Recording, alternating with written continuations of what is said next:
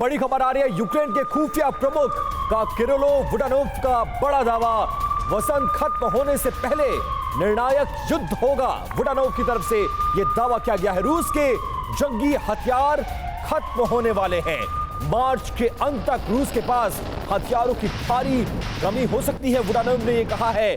Full scale war में रूस ने हथियारों की बर्बादी की है। तो देखिए एक और बड़ा दावा यूक्रेन और रशिया के इस वॉर जोन से, और इस पर यह कहा गया है कि मार्च तक रशिया को बहुत ज्यादा इस पूरे मामले में नुकसान उठाना पड़ सकता है, क्योंकि उसके पास हथियारों की भारी कमी है। एक बार वापस लौटते हैं अपने studio.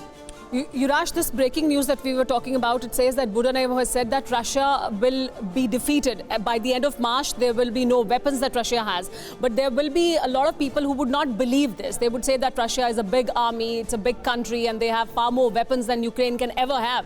So how are you going to fight Russia? Is this kind of an information warfare also? Well, two things. First, Russia is being supplied by rogue regimes around the world. You have North Korea, for example, supplying them shells for the artillery. Because the war that I fought around Bakhmut, war that I've seen traveling around the front line with humanitarian convoys, is that artillery is the fundamental resource of this war. And in fact, North Korea is a source of their supplies, tells you everything about Russian regime. That its friends is those countries which are actually the antithesis of anything once seen this century. As far as Ukraine is concerned, that's a wonderful thing by having the world around us. Whether it's support in military ways that America is providing, or it's in humanitarian ways where India joined in as well, that provides the ability not just for the war to continue until the Russians leave our country alone, but also allows our people, which were tons of millions, not to mention over 10 million refugees that fled Ukraine because of this, or are displaced within Ukraine, they can survive and see another day.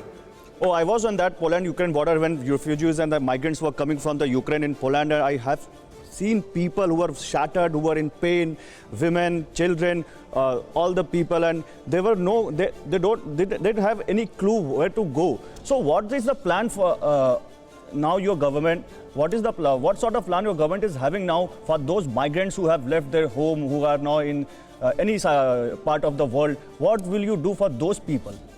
Well, first, the reality is many of them, especially from territories we liberated, told you about victories we already had around Ukraine, and north, the east, the south, many of them are coming back and to try and join in with the rebuilding of their homes, the rebuilding of their parts of the country, and the reality is many of them are going back and forth depending on the situation on the ground. But second, the reality is we're not the first country who suffered that, who suffered utter destruction. I mean, look at in Asia, South Korea, they was utterly destroyed after the war against the North. And the reality is South Korea now is one of the most booming economies of Asia and the world. And the reality for us, we see these examples and we see them as evidence that no matter destruction, no matter the human loss, we can still make it to another day. But when you talk about the human loss, we are very well aware that you have experienced that loss. You've lost your own people. But as a nation on whole, if I talk about, how is the government looking forward to re-establish your nation? How is the plan going ahead when you're dealing with the help and the support that you're getting globally? That's the beauty of the situation, is it's not just the government thinking about that. Every single individual who has lost their reality in one way or the other, or somebody they loved and had dear, has those plans, projects, ideas on how to build Ukraine better. I mean, the point here is the plan is not just to reconstruct what was there, but to build the country that we've all dreamed about. My start in life, and the reason why I left Calcutta, was the revolution in 2013-14, the revolution which dreamed of Ukraine that is prosperous, free, democratic.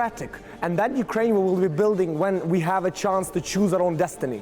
Okay. Yurash, you lost somebody very close to yourself, and then you stepped into the war zone also. What was it like for you personally? Me personally, sadly, many losses I had so far, but the reality of the most painful loss I had was in the first weeks of the war. My dear, most dear personal, well, I dare to say soulmate. I mean, we knew each other for 10 years. We were everything that time, friends, girlfriend, boyfriend, everything you can imagine, many times over. Yes. The reality is that Russian artillery killed her, as well as journalists that she was with, working, trying to cover this story for the world. And that was shattering to me and forced me to try to rethink my approach to the war and try to join in the battle directly.